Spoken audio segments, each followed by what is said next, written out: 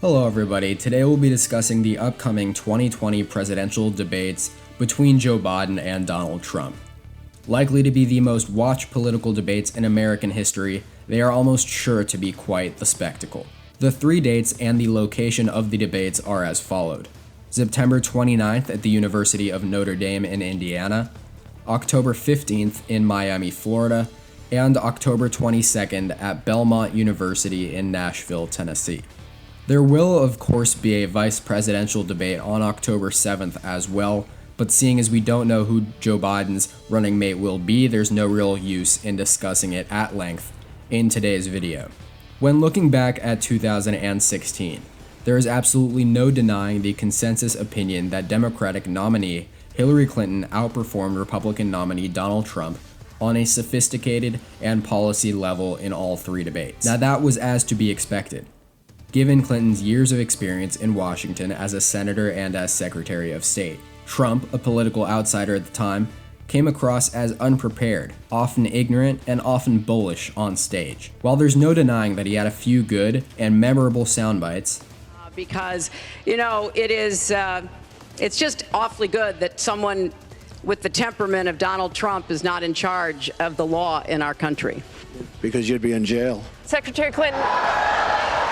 Clinton out-sophisticated him on virtually every issue, with every credible poll conducted post-debates showing her as the winner by considerable margins. Trump did improve as each debate went on though, gaining confidence and going on the offensive. Now, with 4 years of being president under his belt, he is almost sure to have sharper and clearer answers to specific policy questions, as well as a record to stand on. That being said, he faces an opponent in Joe Biden with even more experience than Clinton. 36 years in the Senate and 8 as vice president, Biden has as much experience in government as anybody. Whether or not that's a good thing or not can be left up for interpretation. But his record has been scrutinized throughout the primary cycle and will definitely be a target in these debates. Now, a common talking point for the Trump campaign, and especially among his loyal supporters, is that Trump will almost certainly crush Joe Biden on the debate stage, exposing Biden's suspected cognitive decline, deeming him unfit for office. You can't beat him in a debate, you can't be president. While it is certainly true that Biden has had his struggles in the crowded Democratic debate stages early on in the primary season, It's personal, and I was actually it was hurtful to hear you talk about the reputations of two United States senators who built their reputations and career on the segregation of race in this country.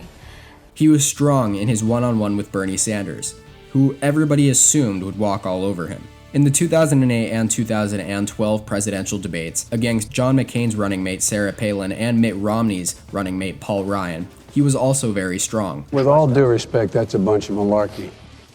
And why is that so? Because not a single thing he said is accurate. First of all, Be specific. I will be very specific. Number one, However, it is worth mentioning that these were a very long time ago, and naturally a man of Biden's age is a lot less likely to be as sharp as he was back then. But either way, it's not as if Donald Trump is a great or even good debater by any stretch of the imagination.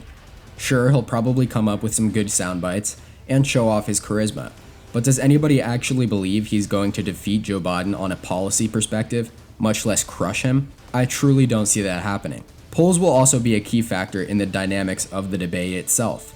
If Biden is still leading by 8 to 10 points nationally in September, Trump will need a stellar debate performance that will likely feature him on the offensive. Ultimately, as long as they still have a national polling advantage, the Biden campaign will be counting on making as few mistakes as possible. Given that Biden himself is known for his many gaffes and several major errors in wording, he's going to have to be extremely careful when in front of a national audience. There's definitely a plausible scenario in which he has one of these gaffes. no man has a right to raise a hand to a woman in anger. And so we have to just change the culture, period, and keep punching at it and punching at it and punching at it. And gets obliterated for it, not just by Trump on stage, but by the public opinion and the media reaction as well. And if there's one thing, no matter what side of the political spectrum you're on, everybody can agree on, it's that Trump is an extremely talented showman. Totally off script right now. That knows how to play the media game.